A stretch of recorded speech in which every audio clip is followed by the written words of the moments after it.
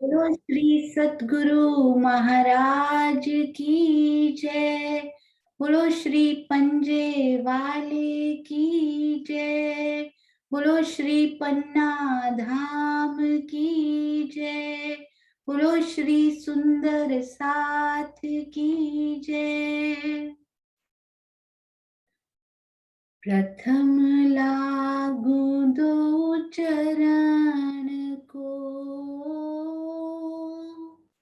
धनी न छुड़ायो खिन। लाख तली लालेड़िया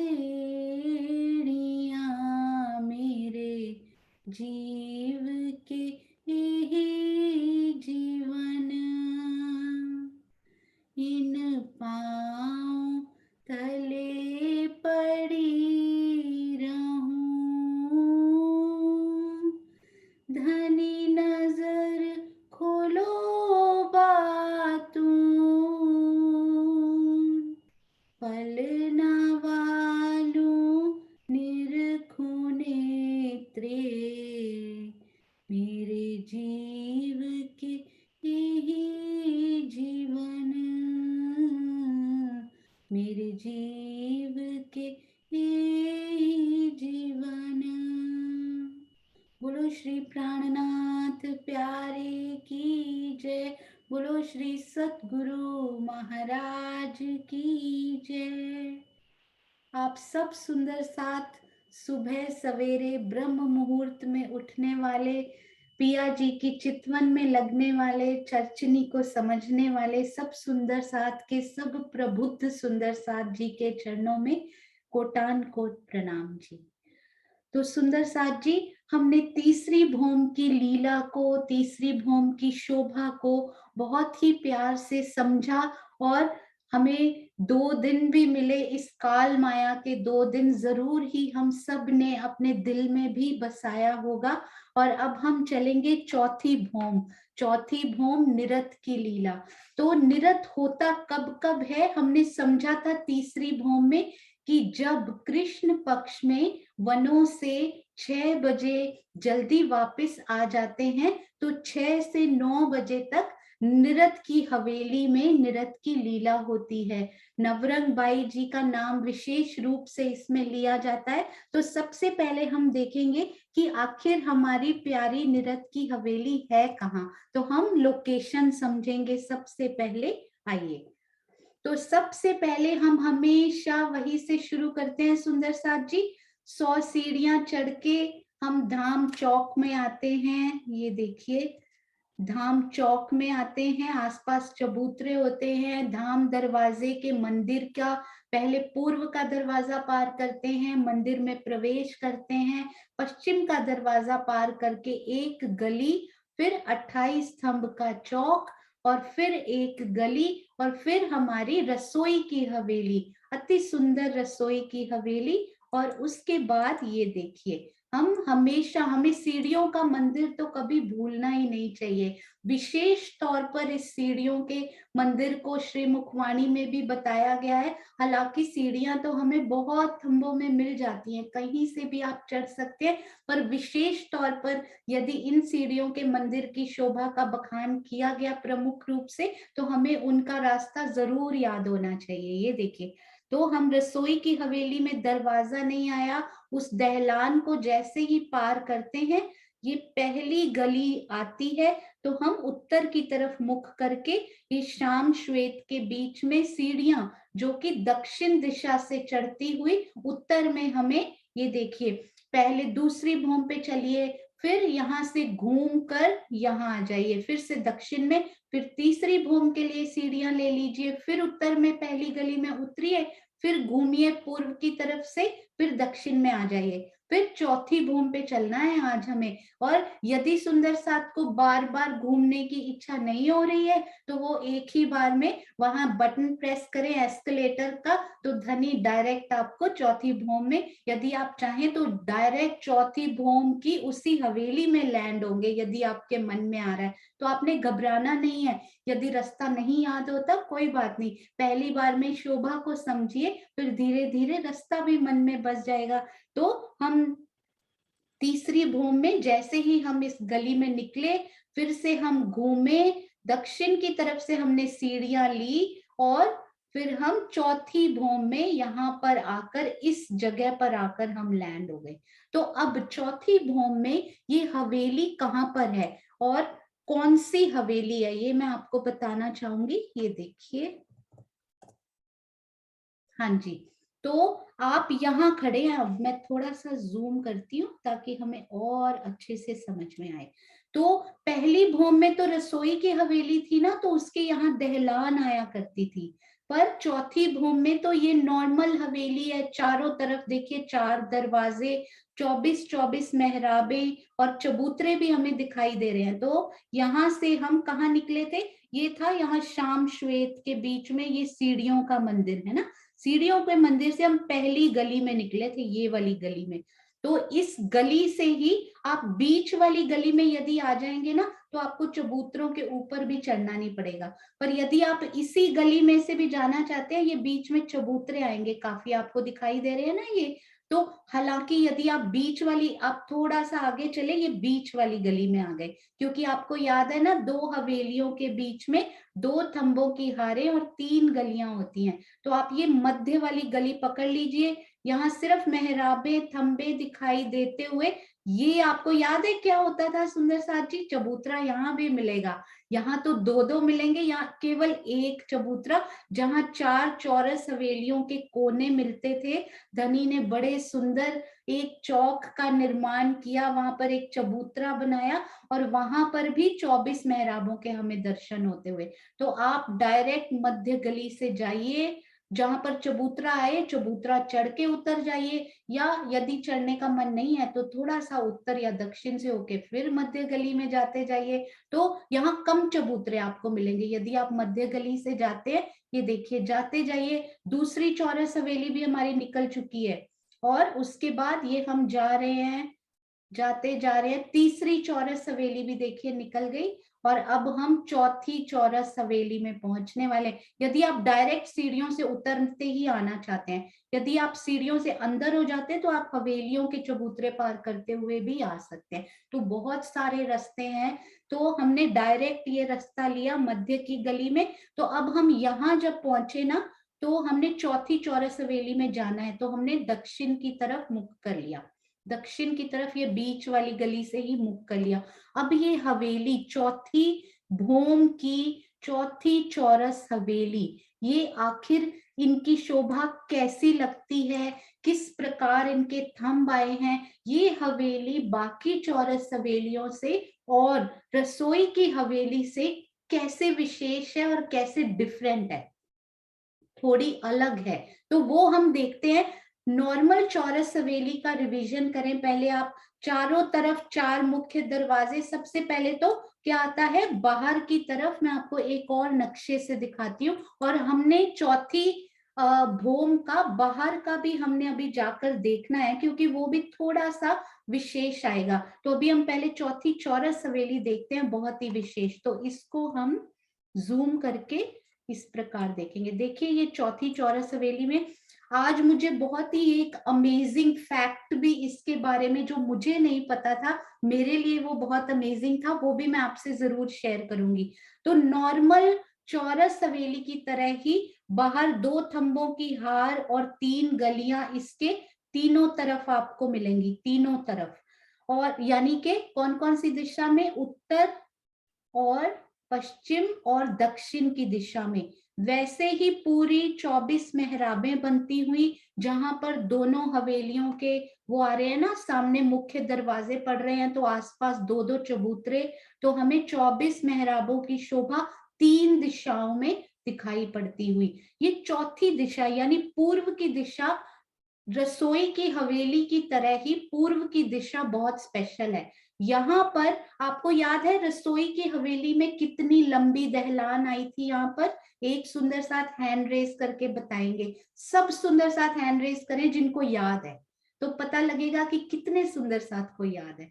और उसके बाद मीनू दीदी, आप एक सुंदर साथ से पूछ लीजिएगा, रसोई की हवेली में पूर्व की दहलान कितनी लंबी आई है। हाँ जी, नए सुंदर साथ कौन है? दक्ष,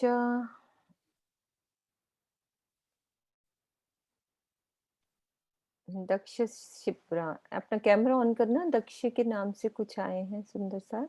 दक्ष शिप्रा, सिदा, सिदाप्रा। हाँ, अनम्यूट करना। हाँ जी, कैमरा ऑन कर लो प्लीज। अपने सुंदर साथ है नहीं, कैमरा ऑन कर लो। हाँ जी, सुंदर साथ जी जल्दी से बताएंगे ताकि हम आगे बढ़े क्विकली। हाँ जी, 1 मिनट, आपका अनम्यूट हो गया, कोई बात नहीं, आप बोलो। नहीं हो रहा कैमरा तो आप बोलो। 11 मंदिर की। हाँ जी, रसोई की हवेली में 11 मंदिर की दहलान हमारे पास आई थी और उत्तर दक्षिण में भी दहलाने आई थी, पर नृत्य की हवेली में केवल पूर्व में दहलान आई है। पूर्व में कितने मंदिर की दहलान आई है? यदि आपको याद हो सुंदर साथ जी, तो ये हवेली में हर तरफ हमें ये पूर्व की तरफ से देखें तो 21 मंदिर, पूरे तो 23 है, मैं कोने के छोड़ रही हूं अभी। तो 21 मंदिर पूर्व में, 21 उत्तर में, 21 पश्चिम में और 21 ही दक्षिण में। तो 21 चौक 84 मंदिर और कोने का ऐड कर लीजिए 4 मंदिर, तो 88 मंदिर हमें यहाँ पर मिलते हैं। तो यदि ये 21 मंदिर है ना, तो इसके कोने का छोड़कर ये 21 मंदिर बनते हैं ना, तो 21 मंदिर की यहाँ पर दहलान और यहाँ पर मुख्य दरवाजे की को भी बीच में ही ले लिया गया है, मुख्य दरवाजा भी नहीं आया है। तो ये पूरे 21 मंदिर की यहाँ पर हमें दहलान मिलती है। किस प्रकार होता है? बीच में तो मुख्य दरवाजा होता है, आसपास उसके 10-10 मंदिर होते हैं, तो वो 10-10 मंदिर प्लस मुख्य दरवाजा मिलाकर 21 मंदिर की दहलान। पर ये मत भूलिए ये 23 मंदिर की लंबी है वैसे कोने कोने का मिलाकर। यदि आप इसकी ग्रिड निकालेंगे ना, तो 23 23 23 23 जगह आएगी 92। तो 23 चौका 92 होता है, पर ये कोने के मंदिर मैंने अभी छोड़े हैं। तो 21 मंदिर की लंबी दहलान और कोने के मंदिर हमारे, यानी ईशान कोण और इधर कौन सा होता है, ये अग्निकोण और ईशान कोण, ये दोनों मंदिर आए हुए हैं। उनको छोड़कर 21 मंदिर की लंबी दहलान। सोचिए आप कितने थंबों की हारे। और दहलान का मतलब क्या होता है? मंदिर नहीं आए, जहां मंदिर स्टार्ट दीवार आनी चाहिए थी वहां भी थंब लगा दिए, जहां मंदिरों की पश्चिम की दीवार आनी चाहिए थी वहां भी थंब लगा दिए। तो आप सोचिए आपको थंबों की कितनी हारें सीरियल ऑर्डर में मिल गई। ये गिनिए, ये देखिए, पहले तो 2 थंबों की हारें हवेली के बाहर मिली, फिर 2 थंबों की हारें मंदिरों की जगह पे मिली जहां मंदिर होने चाहिए थे, फिर 1 थंब की हार हवेली के अंदर मिल गई, और फिर 1 थंब की हार चबूतरे के ऊपर मिल गई। तो कितनी थंबों की हारें हुई? 1 2 3 4 5 और 6 मंदिर की हारें, मतलब 6 थंबों की हारें आपको सीरियल ऑर्डर में दिखाई दे रही हो। सोचिए हवेली कितनी खुली, ताकि पूरा मिलावा यहाँ से नृत्य देखने के लिए, जब हम वनों से आए तो नृत्य देखने के लिए यहाँ पर हम जा सके, पूरा मिलावा। ये देखिए कितना सुंदर यहाँ पर लगता होगा। यहाँ पर ये है चबूतरा। जिस प्रकार बाकी सारी शोभा सेम टू सेम, जिस प्रकार बाकी हवेलियां होती हैं, जब हम इस दहलान से अंदर प्रवेश किया तो 1 थंब की हार 2 गलियां, बीच में क्या होता है? चौरस हवेली है ये, तो चौरस चबूतरा होता है। चबूतरा होता है तो उसके ऊपर कठेड़ा भी लगा होता है, उसके ऊपर थंबों की भी बड़ी सुंदर प्यारी शोभा होती है। कमर भर ऊंचा चबूतरा होता है। कमर भर ऊंचा चबूतरा मतलब हमेशा ही 3 सीढ़ियां चढ़ के हम उन चबूतरे पर जाते हैं। उन पर गिलम बिछी होती है, सुंदर सिंहासन श्री राज श्यामा जी के लिए विराज होने के लिए। आसपास बहुत बड़ा सुंदर श्री मुखवाणी में इसका वर्णन हुआ है कि आसपास सखियां बैठती हैं और पश्चिम में भी सखियां, मध्य में सिंहासन का वर्णन है श्री मुखवाणी में, और उत्तर दक्षिण आसपास दाएं बाएं भी सखियां बैठती हैं और पश्चिम में भी सखियां बैठती हैं। वहां पर राजी श्यामा जी का सिंहासन आगे आने पर कोई व्यू नहीं रुकता है, क्योंकि वहां पर जो आपको राजी दर्शन जिस नृत्य का करवाना चाहते हैं, आपको पीछे बैठकर भी उसी नृत्य के ही दर्शन होते हैं। और ये पूरी जगह आगे पूर्व में कोई सखी नहीं बैठती, ये पूरी जगह नवरंग बाई और उनके जुट के नृत्य करने के लिए ये पूरी जगह यहाँ पर राजी महाराज ने दी। किस प्रकार से मृदंग बजते हैं, बाजे बजते हैं, किस प्रकार से घुंघरी बजती है, उसका अभी वर्णन होगा, हम सब बहुत प्यार से सुनेंगे। वो जो अमेजिंग फैक्ट मुझे आज सुबह थोड़ी सी कंफ्यूजन हुई, महाराज जी की वृत्त पढ़ी, श्री मुखवाणी से पता चला 24 मेहराबों की शोभा महाराज जी ने चारों तरफ बोली है। तो इस तरफ तो हमें दिखाई दे रही है उत्तर की तरफ, पश्चिम की तरफ भी दिखाई दे रही है, क्योंकि आगे गोल हवेली आएगी तो ये दोनों द्वारों पे 24 मेहराबों की शोभा। ये दक्षिण में भी 24 मेहराबों की शोभा। मुझे ये समझ में नहीं आ रहा था कि यहाँ द्वार ही नहीं है तो 24 मेहराबें कैसे बन सकती हैं यहाँ पे।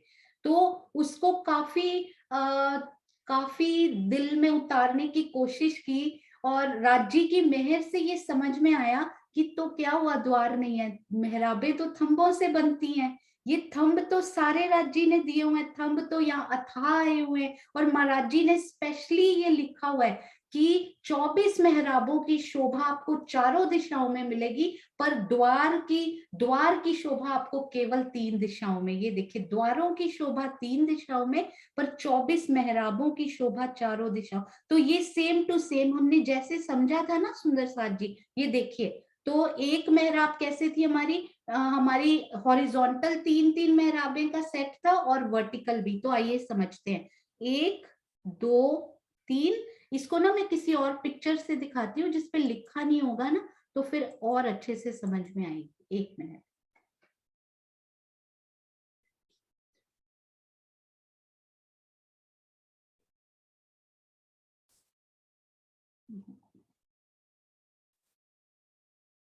हाँ जी, यहाँ से बहुत अच्छा हमें समझ में आ सकता है, क्योंकि बहुत क्लीन क्लियर बहुत प्यारा मैप।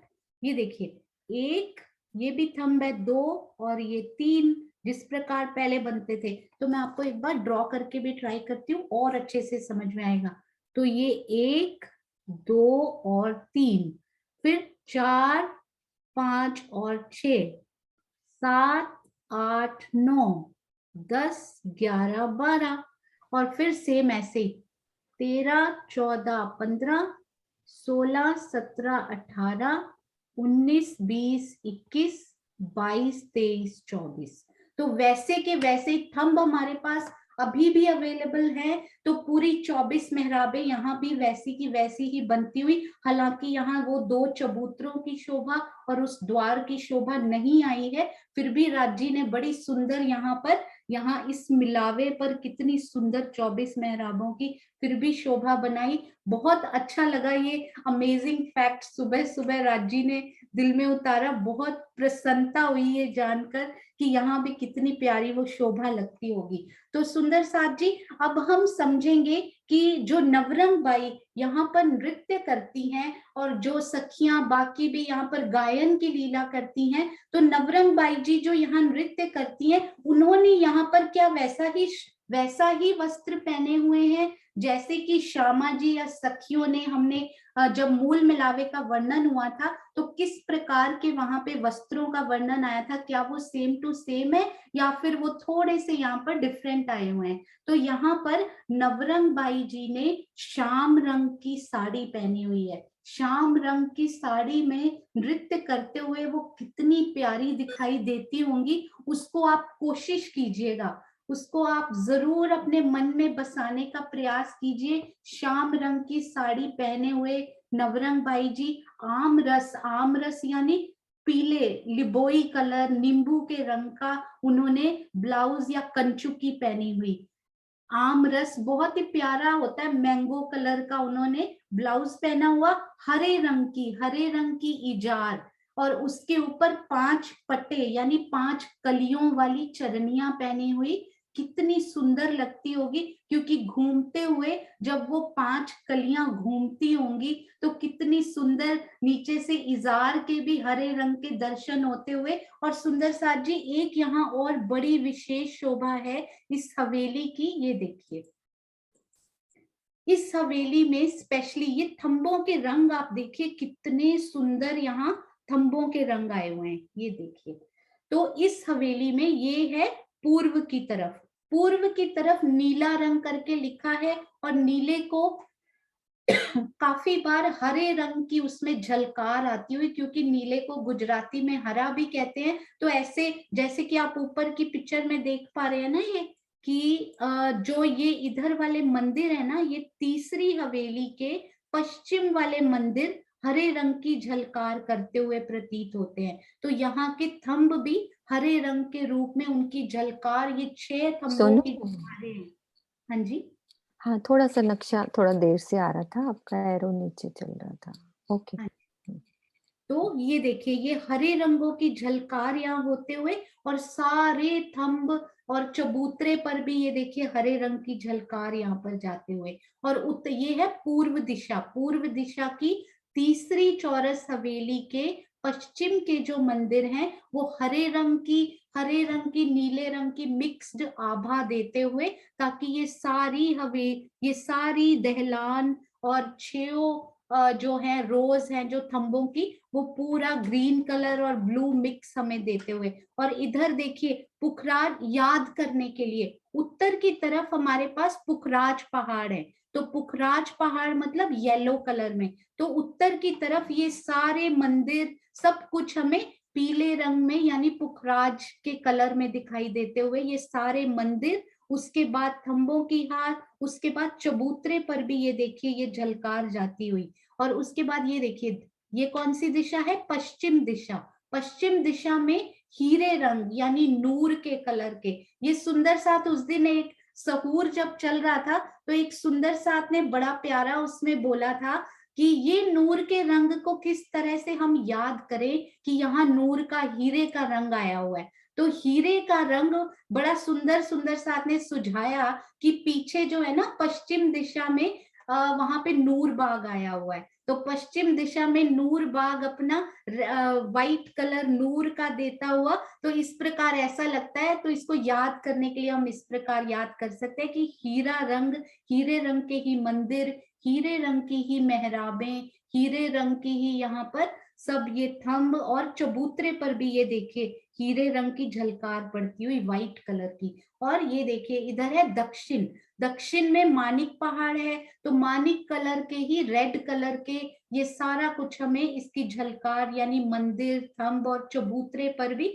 उसकी झलकार आते हुए। तो इसको आप यदि मन में नीले में बसाना चाहें तो नीले में भी बसा सकते हैं, और हरे हरे और नीले दोनों की झलकार यहाँ पर मिलती है। और ये देखिए ऊपर गिलम कितना प्यारा, उस पर भी कितना सुंदर फूल, और यहाँ पर सिंहासन रखा हुआ राजी का कितना सुंदर लगता होगा। एक हमने और शोभा बड़ी ही प्यारी समझी थी, वो मैं आपको जरूर बताना चाहूंगी। एक हाँ जी,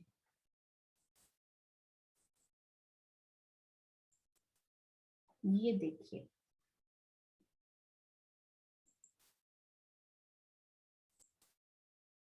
सबसे पहले ये देखिए इन्होंने ना यहाँ चौथी भूम में ये निरत बनाई हुई है। मैंने इसको जूम करके देखा कि हर भूम में ये देखिए यहाँ चौकी रखी हुई है श्रृंगार के लिए, और यहाँ सिंहासन भी दिखाया हुआ है, सिंहासन चौकी। और यहाँ देखिए सोनू, नक्शा कोई और आ रहा है बच्चे, अब आया, ठीक।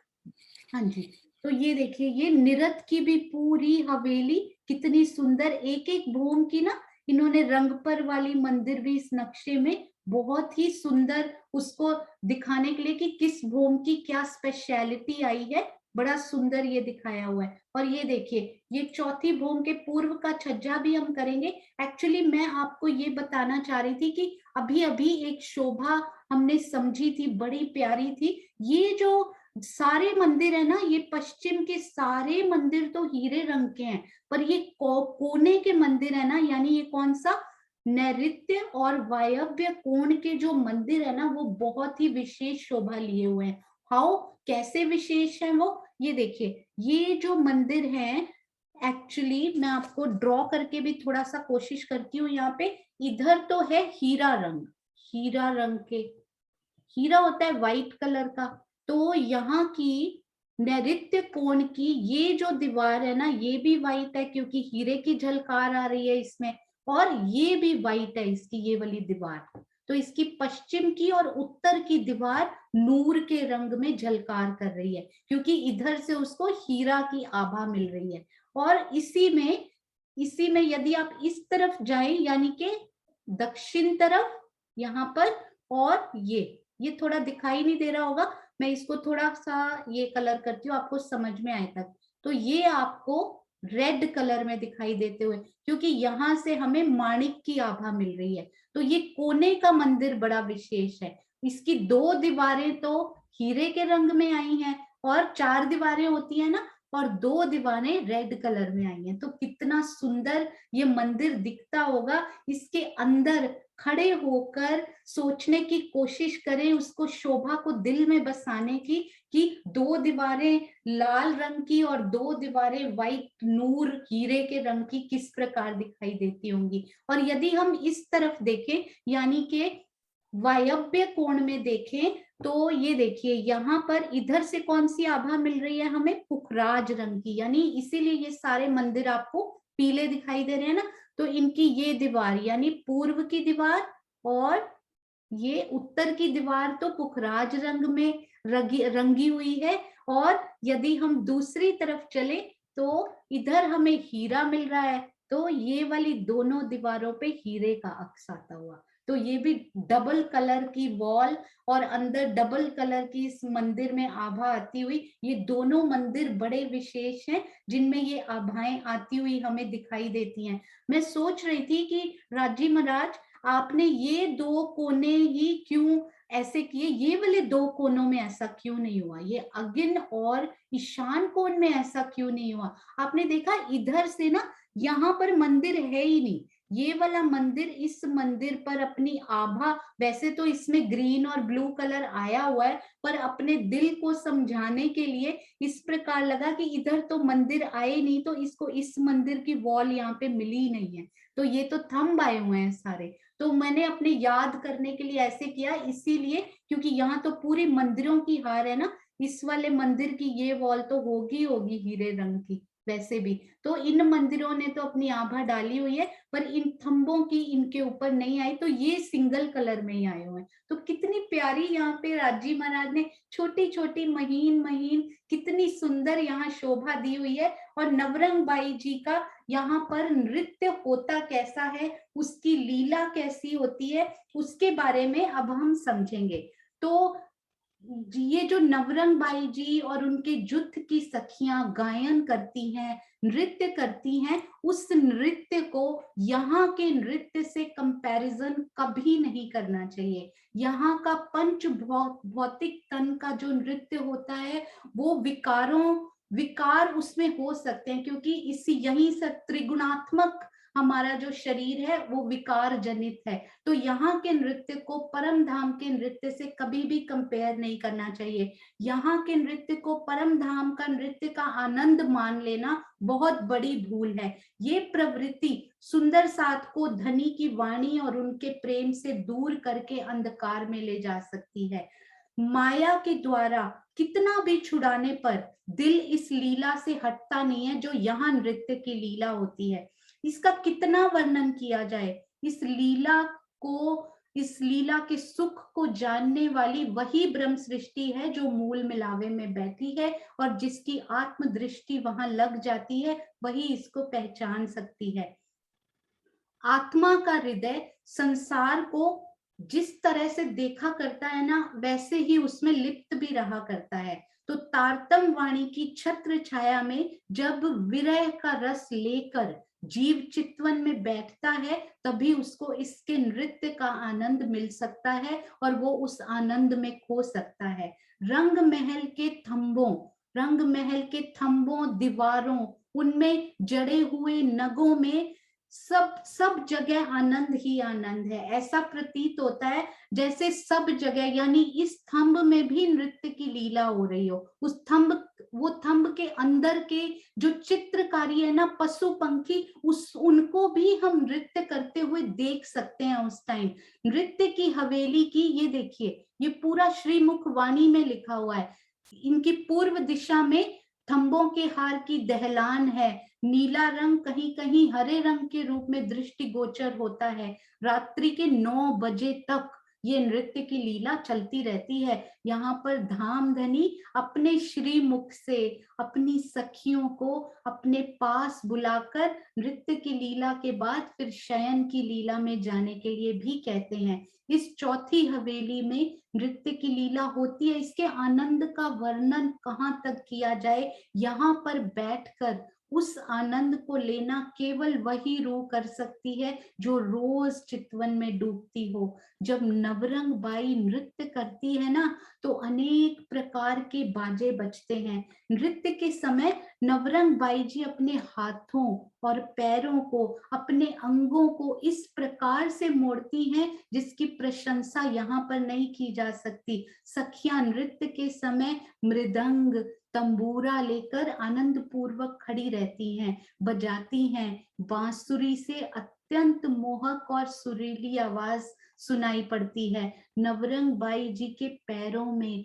आपको याद है ना, सखियों के पैरों में झांझरी, घुंघरी, कांबी, कड़ला, अनवट, बिछुआ, उसकी कितनी मधुर ध्वनि उनके चरणों में से निकलती है। इतने मोहक स्वर होते हैं। और यही नहीं कि पाँव के आभूषण ही बजते होंगे। जब वो हाथों से नृत्य की भाव भंगिमाएं करती हैं, तो हाथों में कंगन, नवघरी, नवचूड़, नगों से जड़ी हुई वो जो नवघरी है, वो भी समान स्वरों में ही बजती है। उनके संपूर्ण स्वरूप के सभी अंगों में अति मनोहर आभूषण बजते हुए प्रतीत होते हैं। नवरंग बाई जी, ये हम सब ने सुना है कि किसी भी आभूषण को बजाने के लिए इस प्रकार से अपने पांव चलाती हैं कि केवल वही, यदि वो घुंघरी चाहे तो घुंघरी बजती है, कांबी चाहे, कड़ला चाहे, कड़ले में से भी उनकी आवाज आती है।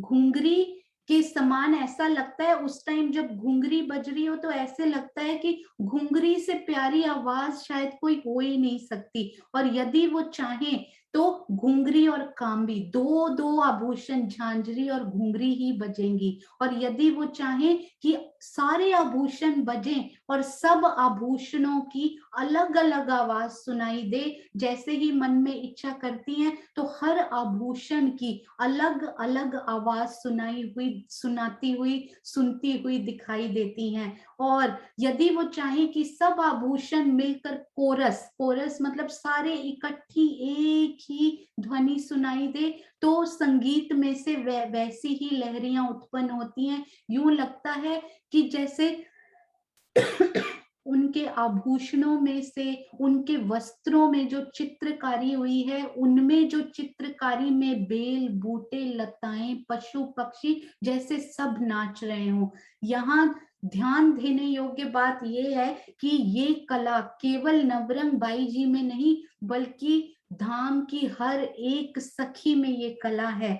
नवरंग बाई के सभी आभूषणों में एक स्वर में अलग अलग प्रकार की मधुर आवाज आती है। मृदंग बजाने वाली सखी जब शुरू में मृदंग की दोनों पुड़ियों पर अपना हाथ रखती है, तो अति मधुर स्वर निकलता है। उसी स्वर के अनुसार ही तो नवरंग बाई नृत्य करती जाती हैं। संगीत के वाद्य यंत्र अनेक प्रकार से बजते हैं और नवरंग भाई चलायमान मुद्रा में मनोहर नृत्य करती रहती हैं।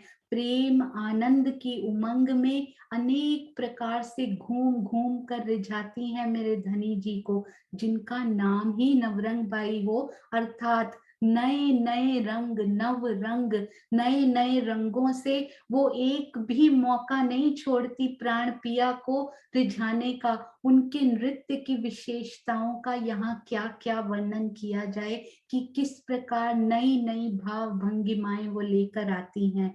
मोर बाई बांसुरी बजाती हैं, बेन बाई तरह तरह के बाजे बजाती हैं।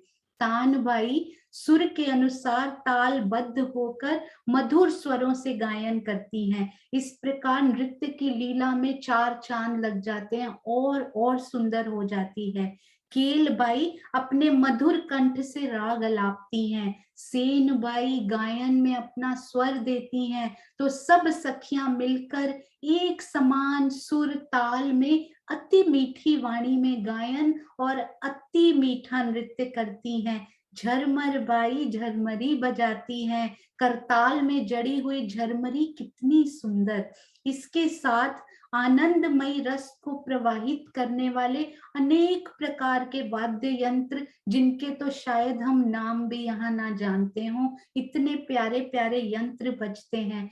नवरंग बाई के नृत्य में उसके समय अन्य सखियां भी नृत्य करने के लिए खड़ी रहती हैं, कई बार उनका साथ भी देती हैं। प्रेम और आनंद की उमंग से भरकर कभी वो अकेली तो कभी इस पूरे जुट के साथ मिलकर नूरी ज्वाहरातों की दीवारों, थंबों, छतों में लगे हुए पशु पंखी भी इस नृत्य की लीला में उनका साथ देते हैं। स्पष्ट दिखाई देता है कि पूरा परम धाम इस नृत्य की लीला में सराबोर हो गया हो।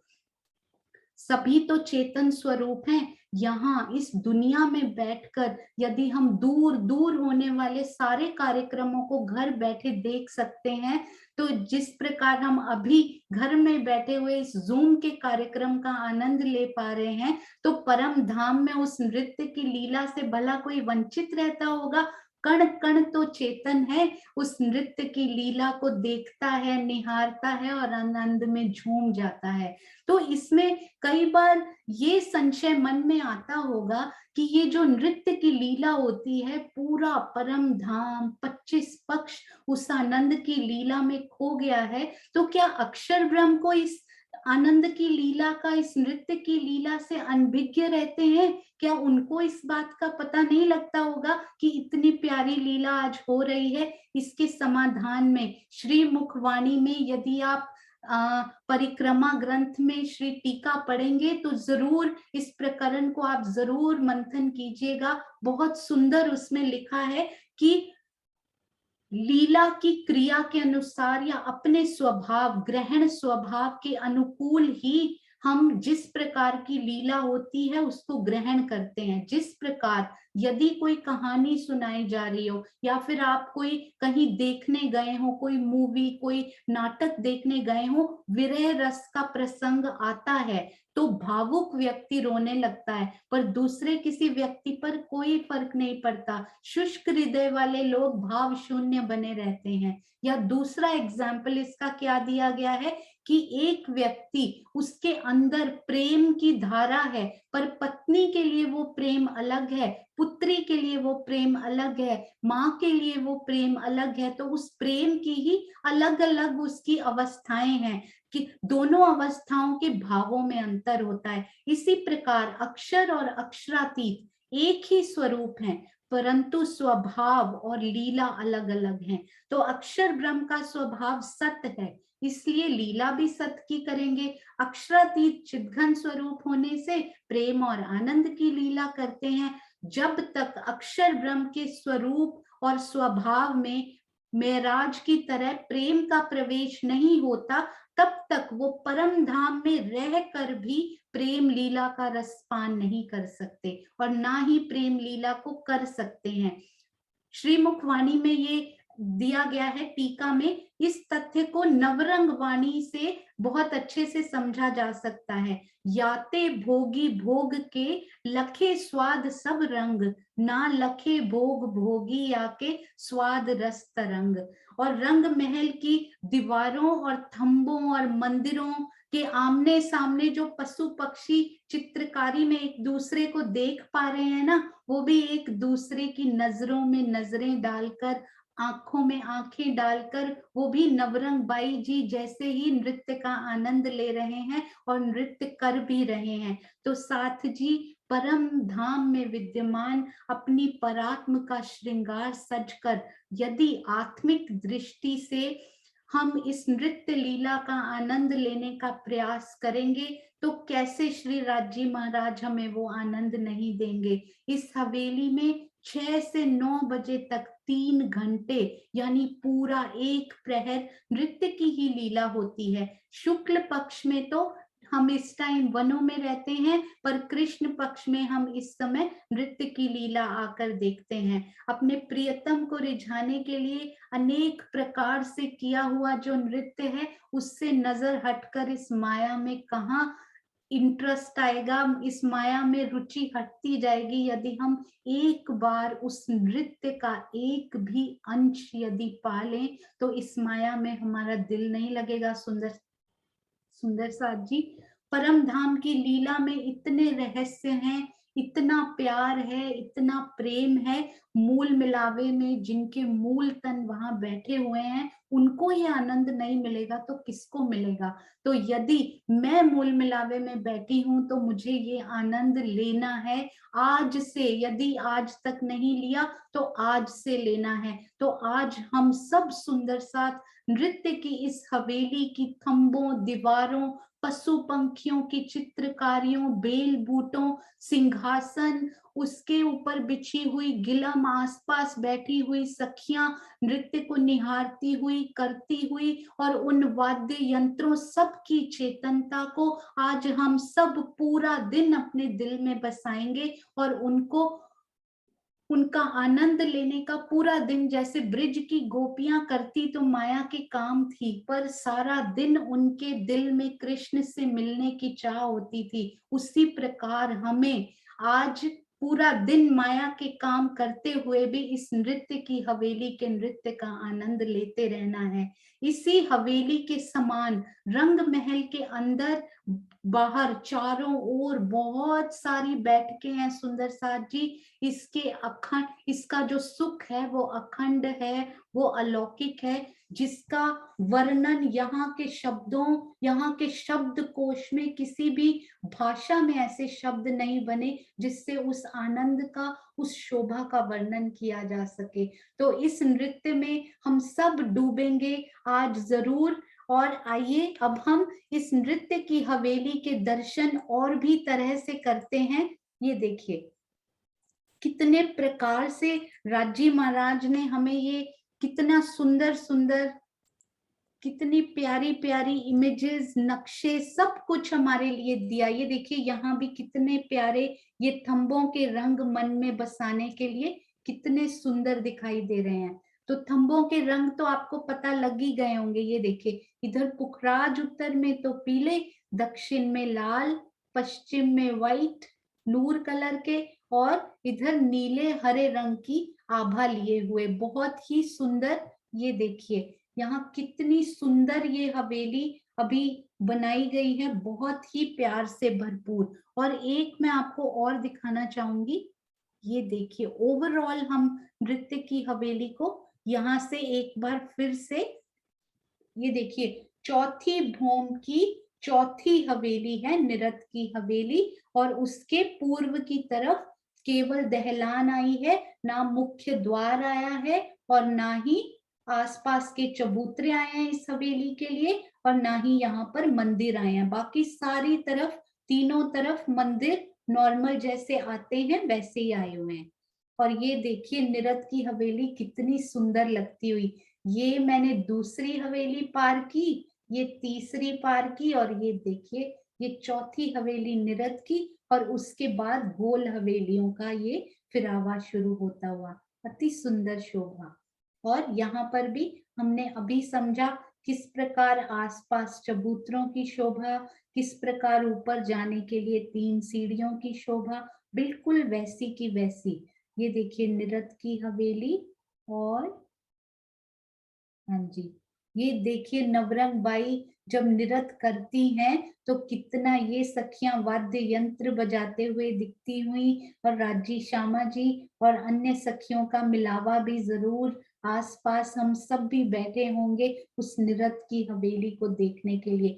कितने रंगों की उस पर झलकार पड़ती होगी, चारों तरफ से तो रंगों की झलकार पड़ ही रही है, पर एक एक रंग में अनेक तरंगे, अनेक किरणें। यहाँ पर जब आप नृत्य की लीला कभी देखते हैं ना, तो कितने प्रकार की, ये देखिए यहाँ लाइट्स पड़ती हैं, तो वहां पर सोचिए कितने इंद्रधनुषी रंग वहां फैलते होंगे जब इस नृत्य की लीला होती होगी। ये देखिए, ये भी कितनी प्यारी सेवा सुंदर साथ की, महाराज जी के ओरिजिनल नक्शों पर ये सुंदर सुंदर उन्होंने जो लेबल्स लगाए हैं। इसमें मुझे अभी पता चला कि प्रियंका जी और गीतू जी के साथ साथ इसमें कालिंदी प्रणामी जी हमारी बहुत प्यारी सुंदर साथ, हम एक बैच में, मुझे याद है, वो बहुत प्यार से रिवीजन भी करवाया करती थी, बहुत सुंदर बोला करती थी। तो कालिंदी जी, आपके चरणों में भी प्रेम प्रणाम जी, अति सुंदर सेवा सब सुंदर साथ की। इस जूम की गुप्त सेवा भी जिन सुंदर साथ ने की हुई है, उनके चरणों में भी कोटान कोट प्रणाम जी, अति सुंदर। तो अब मैं थोड़ा सा समय हमारे पास है सुंदर साथ जी, अब मैं आपको ये तीजी भूम है ना, ये देखिए ये तीसरी भूम थी, आपको यदि याद हो, क्योंकि मुझे लगा नृत्य की हवेली की लीला बीच में नहीं रहनी चाहिए, क्योंकि लीला को बीच में छोड़ के अगले दिन दिल को अच्छा नहीं लगता कि आज लीला पूरी नहीं हो पाई। तो ये देखिए, ये हमने देखा था तीसरी भूम, जहां पर यहाँ पर दहलान और चबूतरा आया था, याद है ना।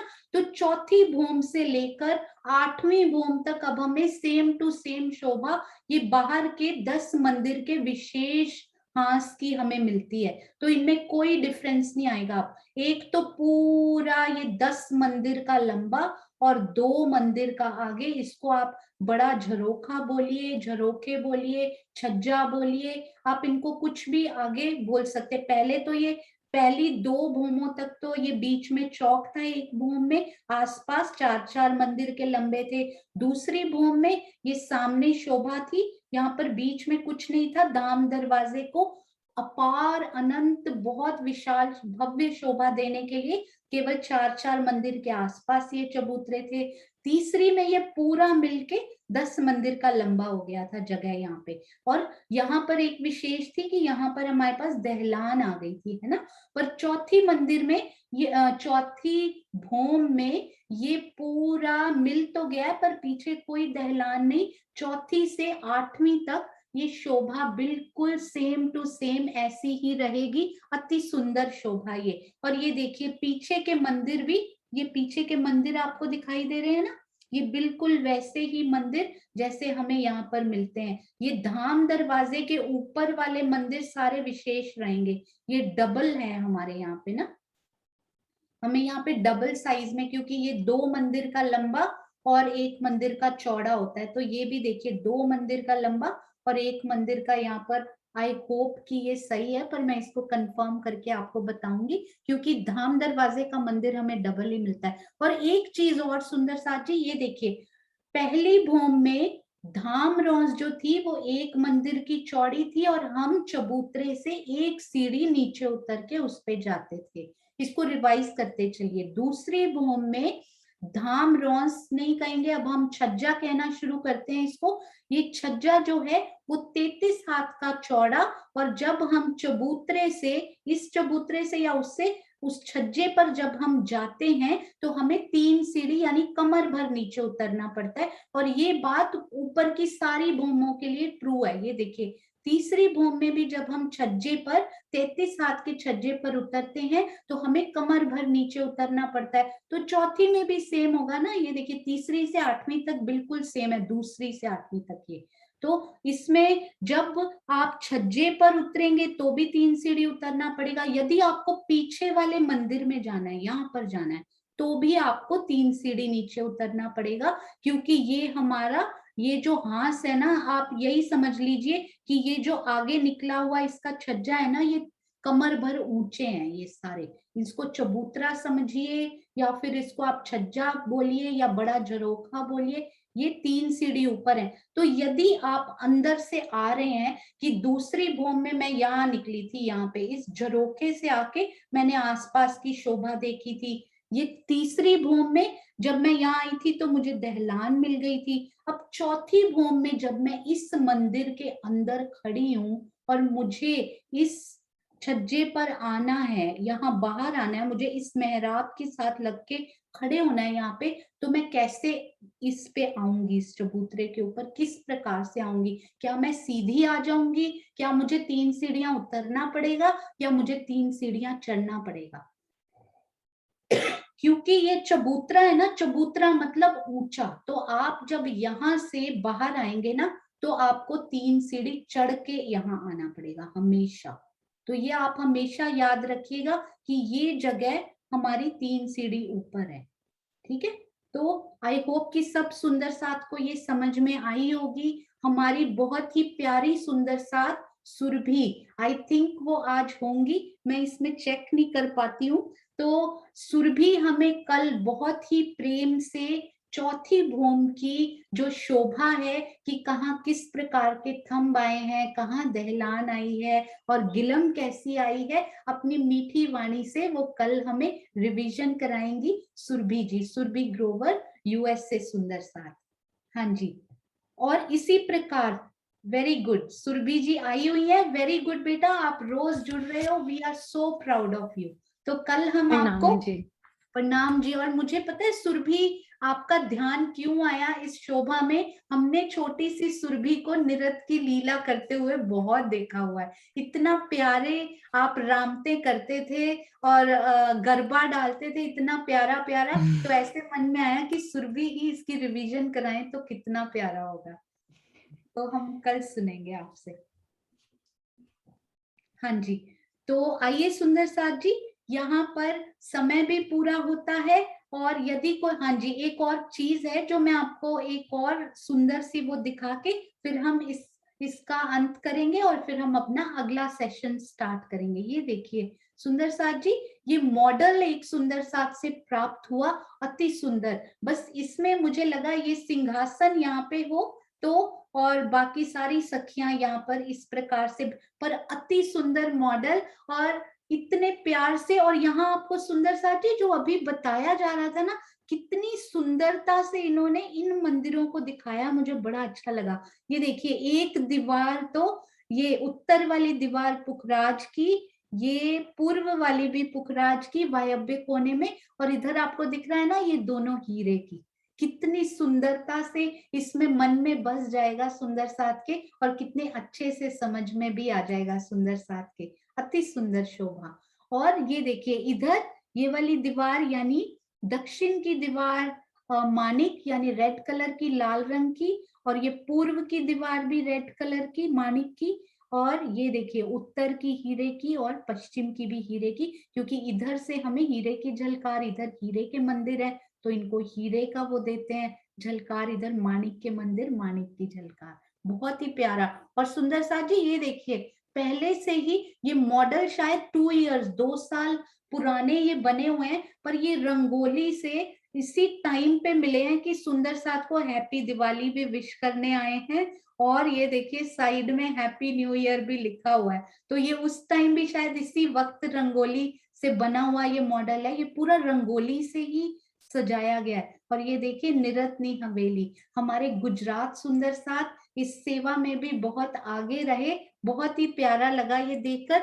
और एक बात और सुंदर साथ जी, पहले हम चौपाई पढ़ेंगे, और अभी मैं एक अनाउंसमेंट जरूर करना चाहूंगी कि नेक्स्ट वीक है वो दिवाली वाला वीक है, थर्सडे यानी वीरवार को 4 तारीख को दिवाली है, तो 4 और 5 की हम चर्चनी की छुट्टी करेंगे, क्योंकि भाई दूज और दिवाली पे सुंदर साथ बिजी होते हैं। पर मंडे ट्यूसडे वेडनेसडे यानी 1, 2 और 3 तारीख को, सोम मंगल और बुधवार को सुंदर साथ छुट्टी चाहते हैं या नहीं चाहते हैं, हम एक बार चौपाई करेंगे, उसके बाद हैंड रेज करवाएंगे, और यूट्यूब से जुड़े हुए, फेसबुक से जुड़े हुए सुंदर साथ या अन्य किसी भी माध्यम से जुड़े हुए जो रिवीजन करते हैं सुंदर साथ, वो भी अपने विचार लिखकर भेजें। सबकी सर्वसम्मति से ही ये निर्णय किया जाएगा कि सोमवार, मंगलवार, बुधवार को क्लास रखी जाएगी या नहीं। तो 2 छुट्टियां तो कर ही रहे हैं, वीर और शुक्रवार की, दिवाली और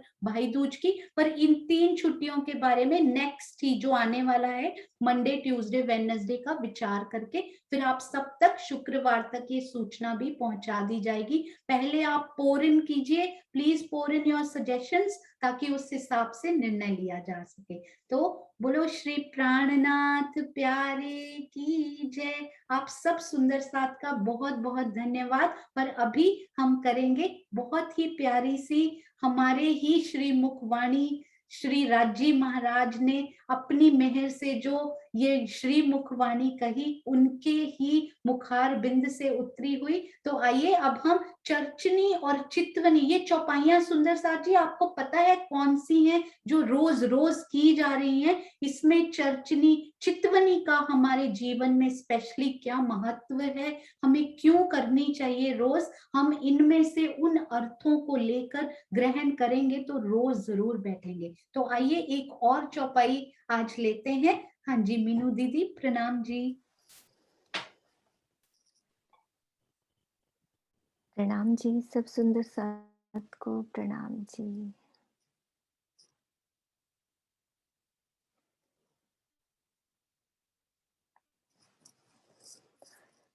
हाँ जी सुंदर साथ जी, किरण दीदी है तो वो कर लेंगी, मैंने चौपाई शेयर कर दी है, एक बार सरोज दीदी देख लो। किरण प्रणामी तो थी, मैंने किरण के नाम से आई थी, उनको तो कोर्स दिया हुआ था मैंने। हाँ जी है वो तो, लेकिन कैमरा ऑन नहीं है। किरण दीदी, ऑन कर लेंगे। किरण दीदी, हाँ जी किरण आंटी तो नहीं है शायद। नहीं वही, वो किरण के नाम से वही आती है,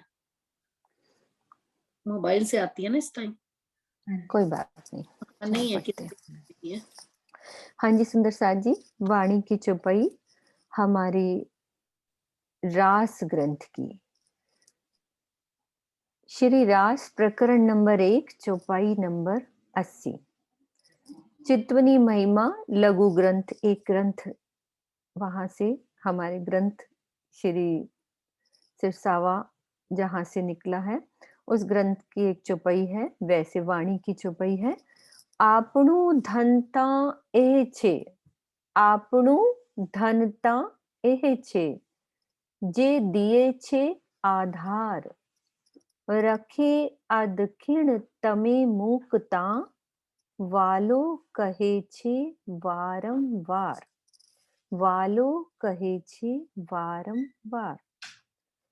हमारे जीवन के आधार अक्षरातीत ने, हमारे जीवन के आधार श्री अक्षरातीत ने 25 पक्षों की चितवनी का जो ज्ञान दिया है, तो ये हमारी रास ग्रंथ जो पहला ही ग्रंथ है, तो पहले ही ग्रंथ में हमारे 25 पक्षों की जो लिख दिया है वाणी में कि चितवनी का जो ज्ञान दिया है वह हमारी सर्वोपरि संपदा है, यानी कि हमारे जीवन की सबसे बड़ी संपदा। प्रीतम बारंबार ये बात कह रहे हैं, लिखा है ना, वालो कहे छे वारंवार, कि बार बार, जैसे कि जितने भी प्रोग्राम चल रहे हैं, कहीं पे भी चल रहे हैं, कहीं भी पूरे विश्व में जो वाणी के प्रोग्राम, हर सुंदर साथ के मुख से जो वाणी की बात, चितवन की बात, चचनी की बात चल रही है, तो राजी के द्वारा ही ये सब कहे जा रहे हैं वचन। प्रीतम बारंबार ये बात कह रहे हैं कि हे साथ जी, आधे पल के लिए भी रखे अधकिर्ण तमे मूकता, आधे पल के लिए भी चितवनी के सुख को ना छोड़ें।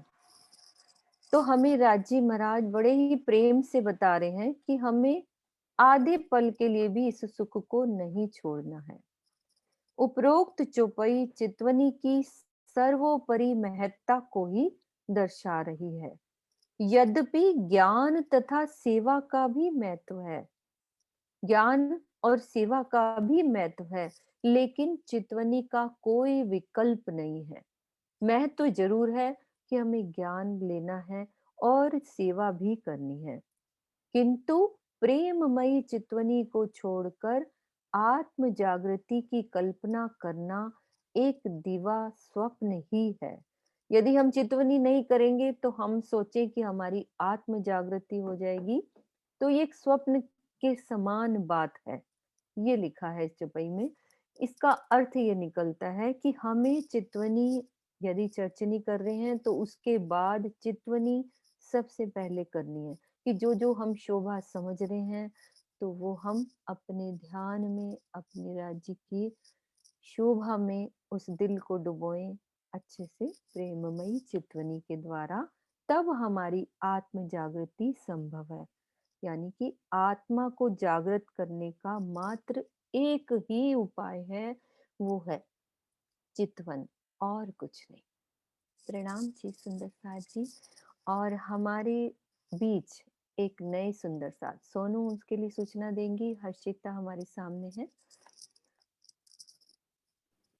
हाँ जी सुंदर साथ जी, मीनू दीदी उस दिन बता रहे थे कि पन्ना जी में उनको बहुत ही प्यारी एक सुंदर साथ मिली, पहली बार मिलना हुआ, पर उनके अंदर वो रस देखकर, उनके आंखों से, नेत्रों से बहती वो प्रेम की अश्रुधारा देखकर, और हम सब सुंदर साथ ने मीनू दीदी के सुनाने पर ही जो अनुभव किया वो हम सब सुंदर साथ को ही पता है। तो बहुत सौभाग्यशाली हैं कि हम आपसे मिल पा रहे हैं, आप जुड़ी हैं, और होप आप जुड़ती रहेंगी। तो आइए हर्षिका राज जी, प्रणाम जी, आप सुंदर साथ से बात कीजिए। प्रणाम जी।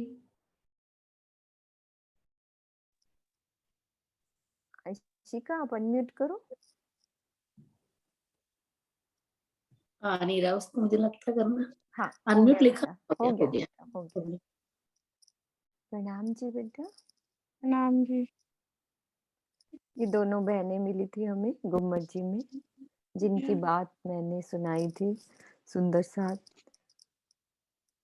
बात करो आप, कुछ कैसा लगा आज? कुछ समझ में आया बेटा? हाँ, अभी तो थोड़ा-थोड़ा आया। आनंद आ गया, मतलब इतना तो आ गया। हम्म, ठीक है, यही है ना? अच्छा लगा। हाँ जी, हाँ जी, हाँ, बात हाँ। करो कोई बात नहीं, कैसा लगा?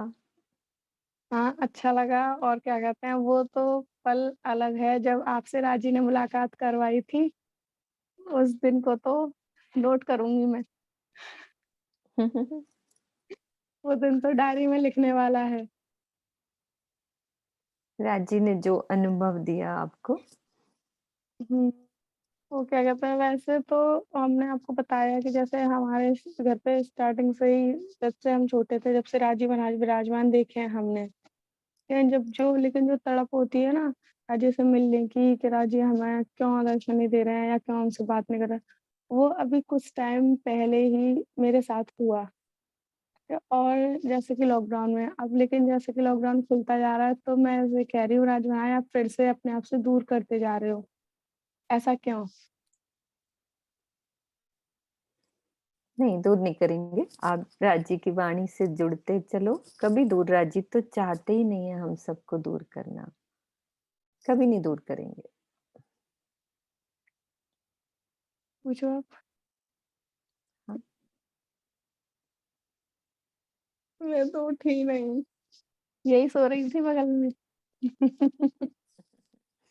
अभी तुम्हें पता नहीं था ना, इससे बात हुई थी हमारी, है ना? नहीं, मैंने बताया था ना दीदी को। हाँ, मैं सुबह उठ नहीं पाती, मेरे सर में दर्द हो जाता है, ये मेरी बीमारी है। रात भर जग जाती हूँ, रात भर जगवा लो, लेकिन सुबह नहीं उठता।